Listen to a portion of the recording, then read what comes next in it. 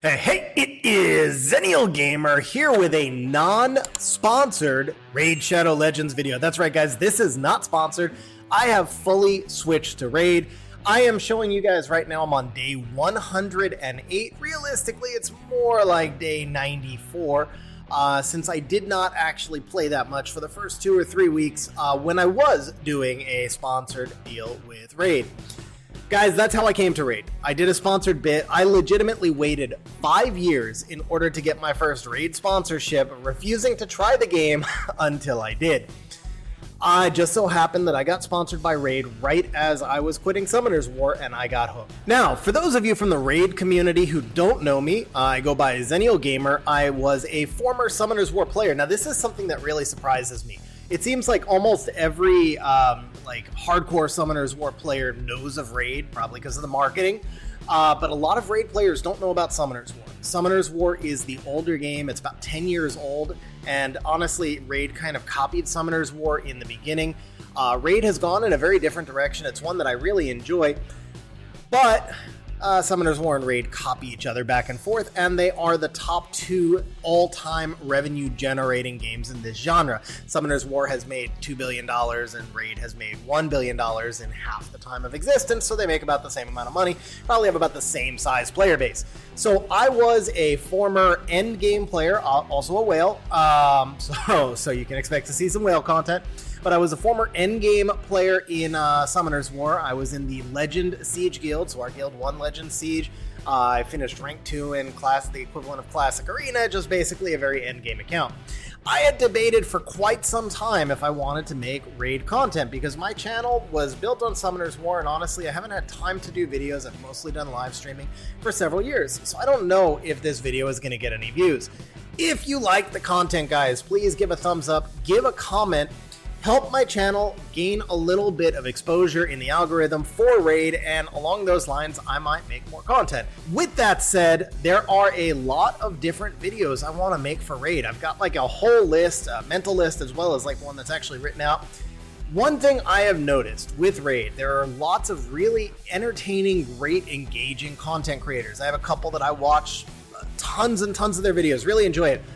But there are very few strategy guides. My channels have always been about the strategy, and one of the things that I really love about Raid, what's actually captured my attention the most, the differentiation from Summoner's War playing games in the same genre, is that not every champion, Summoner's War, they're monsters, it's the same thing, not every champion is fully accessible super quick, even if you whale. And that means that you have to actually put some thought into theory crafting each of your different dungeon teams, your Hydra team, your Chimera team, and so forth. With that said, there has been several videos, two from two of the biggest creators that I've seen in the Raid community, ASH and PapaDrock, who both recently did videos about No Spend January. I want to say that both of them have done a lot of videos talking about the changes they would like to see to Raid. A lot of them are QOL changes, which I very, very heavily support. Some of them are changes to Hydra, which somewhat predates me. All the Hydra drama basically started right as around the time I was getting my first Hydra team, but from what I see about Trunda being that broken, I support it. I mean, it makes a lot of sense to me that you shouldn't break an entire game mechanic rather than just simply nerfing one champion, although I do get the desire not to nerf a champion. Anyway, that's not what this video is about.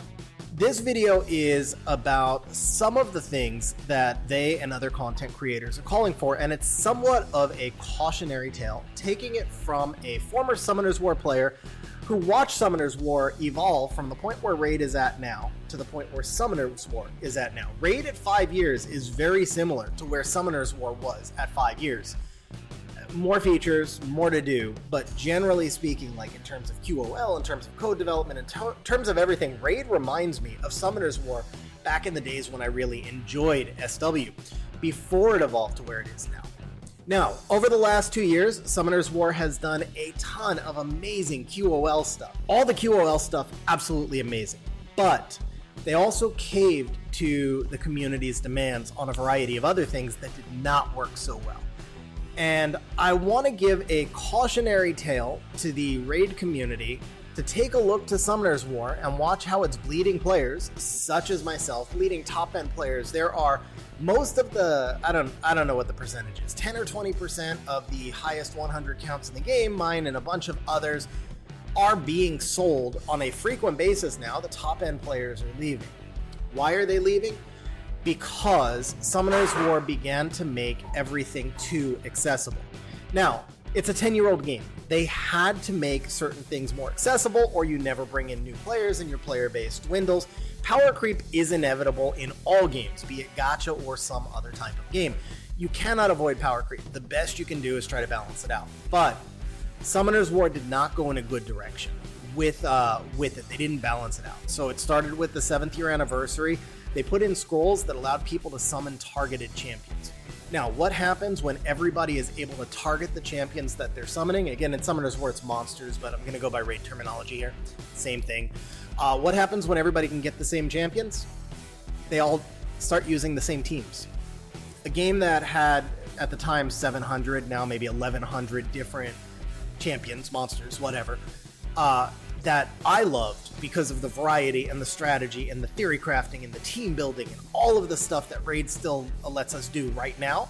That all died at the 7th year anniversary because a huge portion of the player base, be it by paid scrolls or even just some of the free scrolls, managed to get all the missing pieces they needed to make exactly the best team for every dungeon, for every piece of content, for RTA, which is the equivalent of Live Arena. And the game just stagnated. For about a year, I think the developers didn't know how to fix the mistake that they had made. Everybody ran the same comps. And then around the 8th year, the developers started making the equivalent of artifacts. Summoners wore their runes. They started making the equivalent of artifacts significantly easier to add in. They gave in unlimited multi-battles at 10 and then later at 30 runs. They did background battles, which I know is coming to Raid.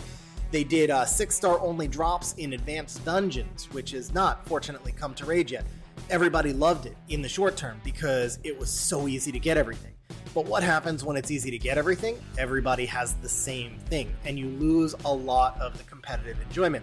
Now, granted, I'm a whale, and this may sound like a whale preaching like I want an advantage. That is not true at all. I'm playing Raid and having a lot of fun right now, and no matter how much I whale, I am years behind everybody. I love the strategy in these games, and I whale because I want the tools to be able to play with the strategy. It's slightly different, at least in my eyes. Now, where am I going with all of this? Well, it's pretty simple. The more that Summoner's War made everything accessible, the more that they got boxed into a corner where they could only differentiate things by creating RNG factors. So all the new champions that came into the game started having activation percentages. There's some of that in Raid right now, but most of that is on A1s, especially, or on like epics and rares, right? But the legends typically have 100% activation rate with a bunch of unique kits. That's what Summoner's War used to be like.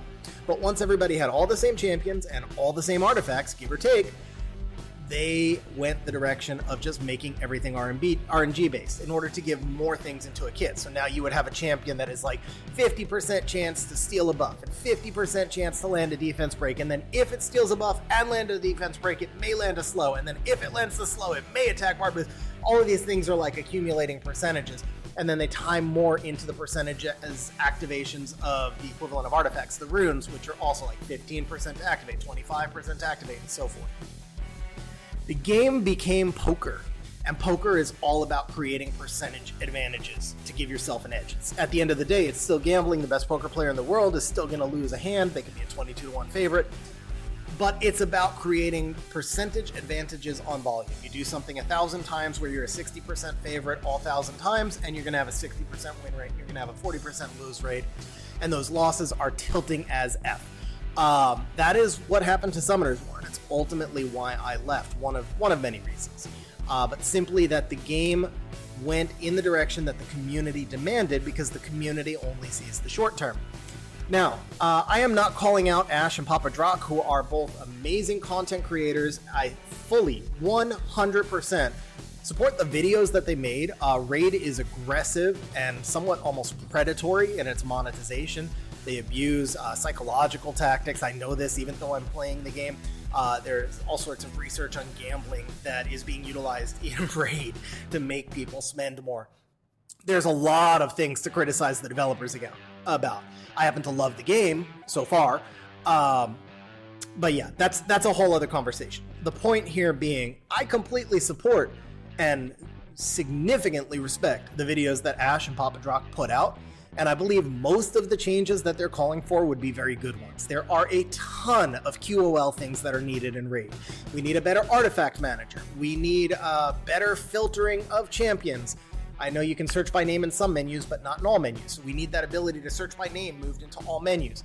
We need, I mean, I could do, that's a whole separate video. There's, even after 100 days, there's a lot of QOL stuff that I could itemize that we need. We definitely need better balance in Hydra. But the one thing that we don't need is greater accessibility to artifacts. Now, with that said, we do need some balance because I think Ash mentioned this. Like, there's no point in farming dungeons because everything's about 9 cents, right?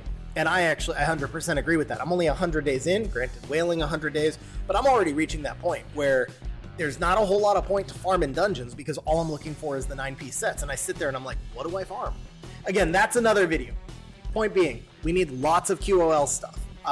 What we don't need is accelerated power creep. So 100% I support everything that these amazing creators are calling for, except I believe it was PapaDrock who was talking about how amazing it was that King Arthur Legends made champions easier to get and you could target champions and all of that. That's the one feature that I don't support in their callouts, is the power creep from targeting champion summons. I think Raid actually does a pretty decent job of it with the 1525X. I know it's tilting, I know it's frustrating, but it's not guaranteed and it comes on a slower rotation, which creates some balance. I actually like that. I support that, even though it's tilting and frustrating as can be when you don't get your champion. I think it's a really good way to maintain the longevity of the game and the balance. So we don't need more targeted summons. We could benefit maybe from a slightly faster Mercy system, certainly a transparent Mercy system, so you know when you're in Mercy without having to use RSL. But yeah, and we don't need like infinite 6-star drops in dungeons. We need people to have a reason to continue farming, and most importantly, we need people to be able to feel like they're getting continual progression. And if you make everything too easy at the outset, then you don't have people playing the game 5 years later, because you reach a point where you do this like super fast accelerated progression early on, like I'm doing right now, but then everybody peaks. And when there's nowhere to go, the only way for the developers to balance things out is to add RNG, which is just tilting and results in the decline of the game. So PapaDrock, Ash, there's probably no way you guys are going to watch this, and if you did, you're certainly not here 14 minutes into the video. But huge shout out, Ash, man. I really enjoy your videos. I love your personality, your energy, and particularly tons of respect for your contribution and support to charity. I run a nonprofit organization, and man, I got nothing but respect and love for that. PapaDrock, I think you are one of the most entertaining content creators I've seen in any of the video games I've ever played. You've got a great presence, and again, absolutely support what both of you have done. Love your content. I just wanted to throw my 2 cents into the mix for the 25 or so people that may still be watching at this point. All right, guys, if you did like the video, please drop a comment, put the like button up, give me that blue thumb, and I'll do some more. But next time, it won't be me preaching. It'll be me starting to do strategy guides on how to build dungeon teams. As always, guys, I appreciate you watching, and I'll catch you in the next one.